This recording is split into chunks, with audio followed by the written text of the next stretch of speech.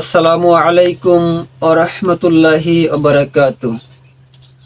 আজ আপনাদের সামনে আমি উপস্থিত হয়েছি এই জন্যই যে আমরা যারা ৫ ওয়াক্ত সালাত আদায় করি, যখন সালাত আদায় করতে যাই, সালাত আদায় করতে শুরু করি, তখন আমাদের একটি সালাতের নিয়ম নীতি রয়েছে।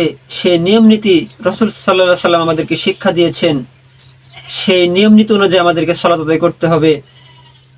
কারণ রাসূল সাল্লাল্লাহু আলাইহি সাল্লাম বলছেন সহিহ বুখারীর হাদিসের ভিতরে যে সাল্লু কামা রাআইতুমুনি উসাল্লি, তোমরা ওইভাবে সালাত আদায় করো যেভাবে আমাকে সালাত আদায় করতে দেখছো। তাই যদি রাসূল সাল্লাল্লাহু আলাইহি সাল্লামের নিয়মে সালাত আদায় না করি, তাহলে আমাদের সালাত পূর্ণাঙ্গ হবে না। আল্লাহ সুবহানাহু ওয়া তাআলা তার পবিত্র কোরআনুল কারীমের ভিতরে সূরা হাশরের ৭ নম্বর আয়াতে বলছেন, ওয়ামা আতাকুমুর রাসূলু ফাকুযুহু, আমার রাসূল তোমাদেরকে যা কিছু দেয় তা তোমরা মেনে নাও। ওমা নাহাকুম আনহু ফান্তাহু, যা থেকে নিষেধ করে তা তোমরা বর্জন করো। ইত্তাকুল্লাহ, তোমরা আল্লাহকে ভয় করো। ইন্নাল্লাহা শাদীদুল ইহকাব, নিশ্চয়ই আল্লাহ শাস্তিদানে কঠোর। রাসূল সাল্লাল্লাহু আলাইহি সাল্লামকে যদি মেনে না নিই, তাহলে যখন আমরা সালাত আদায় শুরু করি, যখন ফজরের 2 রাকাত, জোহরের 4 রাকাত, আসরের 4 রাকাত, মাগরিবের 3 রাকাত, এশার 4 রাকাত, এই সালাতগুলো সালাত আদায় করি, এর মধ্যে তার ভিতরে 5 ওয়াক্ত সালাতের মধ্যে যে সুন্নতগুলো রয়েছে, এই সুন্নতগুলো আদায় করি। সুন্নত হোক আর ফরজ হোক, এই শেষ রাকাতের শেষ বৈঠকে আমরা যেইভাবে পায়ের পুরে, বাম পায়ের পুরে পাছা দিয়ে ভর করে বসি শেষ বৈঠকে, সালাম ফিরানোর বৈঠকে, এটা রাসূল সাল্লাল্লাহু আলাইহি সাল্লামের থেকে পাওয়া যায় না, হাদিসের ভিতরে পাওয়া যায় না। রাসূল সাল্লাল্লাহু আলাইহি সাল্লাম যখন শেষ বৈঠকে বসতেন আত্তাহিয়াতু পড়ার জন্য, তাহলে আপনাদেরকে প্র্যাকটিক্যাল কিছু দেখাই। আপনারা দেখুন রাসূল সাল্লাল্লাহু আলাইহি সাল্লাম কিভাবে বসতেন শেষ বৈঠকে। এটা পাবেন হচ্ছে সহিহ বুখারীর 828 নম্বর হাদিস।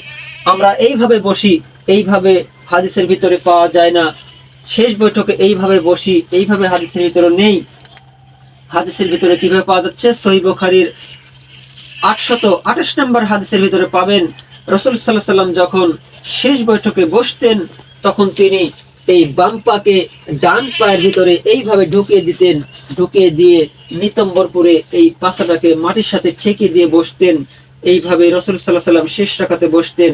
শেষ রাকাতে বসে তিনি এই বাম পাকে খাড়া করে দিতেন এবং ডান পাকে খাড়া করে দিয়ে বাম পাকে এই ডান পায়ের ভিতরে ঢুকিয়ে দিয়ে তিনি শেষ বৈঠকে বসতেন। বসার পরে আত্তাহিয়াতু লিল্লাহি ওয়াস সালাতুত তাইয়্যিবাতু, যে আত্তাহিয়াতু পড়ি, দরুদ শরীফ পড়ি, দোয়া মাসুরা পড়ি, এগুলো পড়ে তিনি সালাম শেষ করতেন। আসসালামু আলাইকুম ওয়া রাহমাতুল্লাহ, আসসালামু আলাইকুম ওয়া রাহমাতুল্লাহ। অথচ আমরা যারা সালাত আদায় করি, এই নিয়মটা বহু মানুষ জানি না। এটাই রাসূল সাল্লাল্লাহু আলাইহি সাল্লামের সালাতের নিয়ম।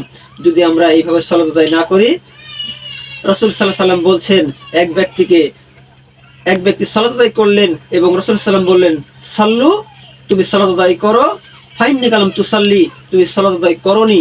তুমি যদি রাসূল সাল্লাল্লাহু আলাইহি সাল্লামের নিয়মে যদি সালাত আদায় না হয়, তাহলে আমাদের সালাত পূর্ণাঙ্গ হবে না। আশা করি আপনারা বুঝতে পেরেছেন। আসসালামু আলাইকুম ওয়া রাহমাতুল্লাহ।